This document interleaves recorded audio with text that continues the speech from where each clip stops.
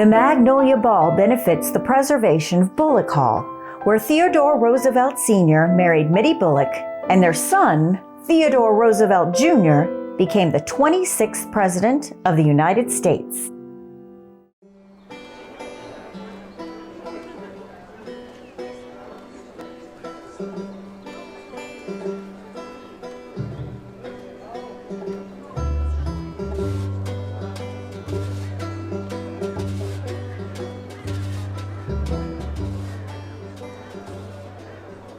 Well, hello!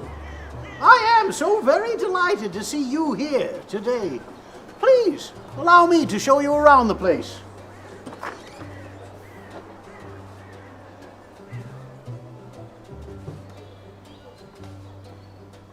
It was here that it all began for me. Well, at least for my mother and my father.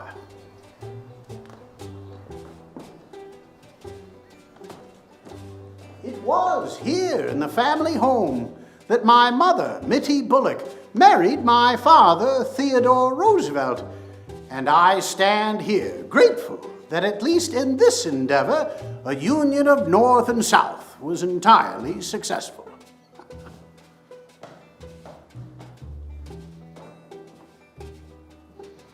The wedding of Mittie Bulloch and Theodore Roosevelt is just one of the stories of this humble home. Around every corner are tales yearning to be told once again.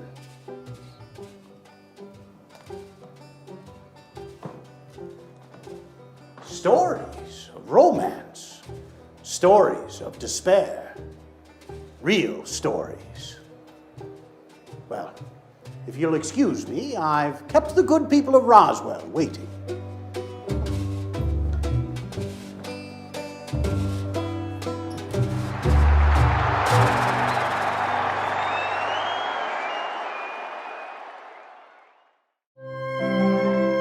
The Romance of Mittie and Thee.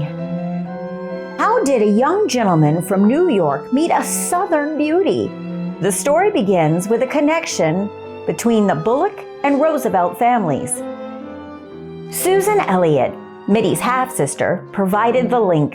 Her marriage to Hilborn West connected the families. At Roosevelt family gatherings, Hilborn regaled the audience with stories of the beautiful Bulloch daughters. These tales provided motivation for Theodore to accompany the Wests on a visit to Roswell in 1850. Although Mittie, only 15 years old, initially found Theodore, 19 years old, rather dull, he was captivated by her charm. 2 years later, the girls traveled to Philadelphia.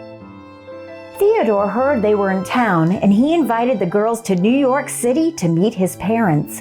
The visit must have gone extremely well because by May 8th, Theodore asked Mittie's mother for permission to marry her daughter.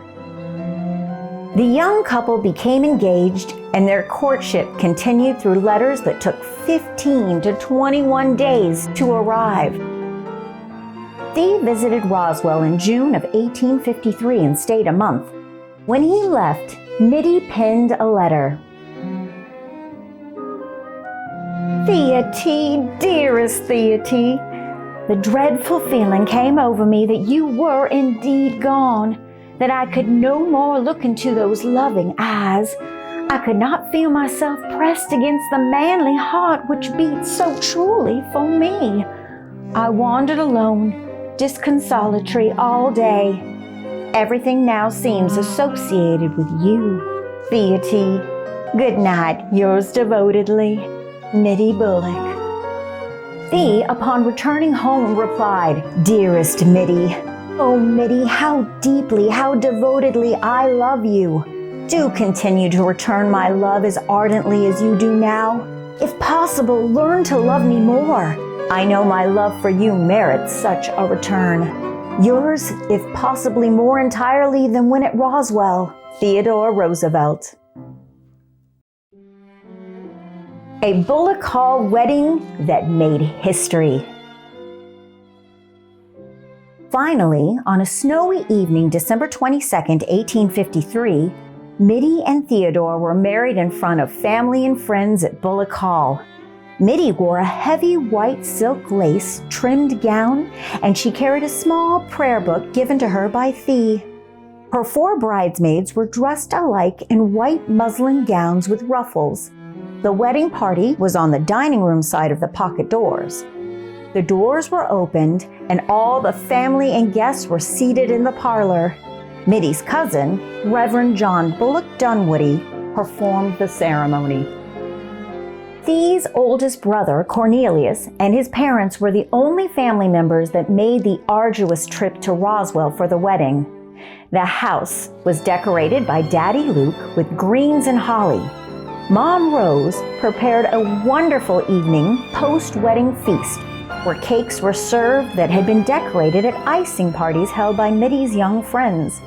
The wedding cake was described as an enormous white-tiered creation, and all the guests were impressed when they were served ice cream, which had been made by ice brought from the north. The wedding was followed by feasting and dancing. Then the newlyweds spent the first week of their married life at Bulloch Hall, attending parties held by friends in Roswell, and then moved to live with Thea's parents in New York City, where their new home, a gift from his parents, was constructed. This marriage began a love affair that never ended and would see 4 children born. One of those children will become the 26th President of the United States. This year, the funds raised by the Magnolia Ball will support 3 crucial goals. First, the preservation of our legacy trees. These majestic beings require skilled trimming and maintenance by arborists to ensure their healthy survival and growth. Next, the restoration of Mitty's garden.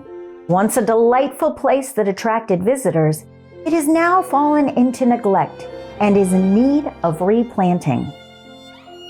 Lastly, the restoration of the original front door installed in 1839. Years of exposure to sun have taken their toll, and careful, experienced restoration is needed to preserve this piece of history.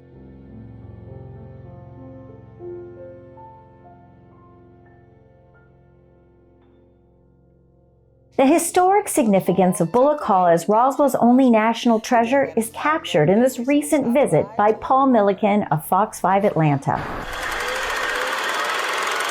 It's October 1905, and something big is about to happen at this house in Roswell. The 26th President of the United States, Theodore Roosevelt Jr., is on a tour of the South. And while his itinerary is a packed one, he specifically makes time to travel here. It was a reconciliation tour to bring the North and the South back together. He was very passionate about a country, and he really felt that if he brought his presence here, he would help bond people back together. And of course, one of the stops was to Roswell so that he could visit the girlhood home of his mother. That home, known as Bulloch Hall, is now one of a trio of historic home museums owned by the city of Roswell. Displays inside tell the stories of the people who lived on the property, including enslaved men, women, and children, painting a sobering but illuminating portrait of life leading up to the Civil War. What's truly fascinating is that Roosevelt, TR's history, in many ways is a great correlation to what happened to us as a people, because he had a northern father and a southern mom. And that really showed up in his life. Not only did the president's mother, Martha Mitty Bulloch, grow up in Roswell, it's also where she married his father, a New Yorker named Theodore Roosevelt Sr. in 1853. For the first week of their married life, they didn't leave town. They stayed here for a week in this house. Today, the house looks almost exactly as it did when President Roosevelt posed on these front steps during that 1905 Southern tour, something city leaders point to as proof of their dedication to historic preservation. It absolutely is. It was a huge draw for my family to move here. One of the top 3 reasons was the history and historic asset preservation here. Roswell, like the United States, has a very interesting and complex history. Our history, I would always say to people, is worth unpacking. And upstairs in Bulloch Hall, recall this 45-star American flag flown here during that 1905 visit. A red, white, and blue reminder of the city's unique place in presidential history. Where a wedding and a 1905 visit by a president of the United States made national history in Roswell.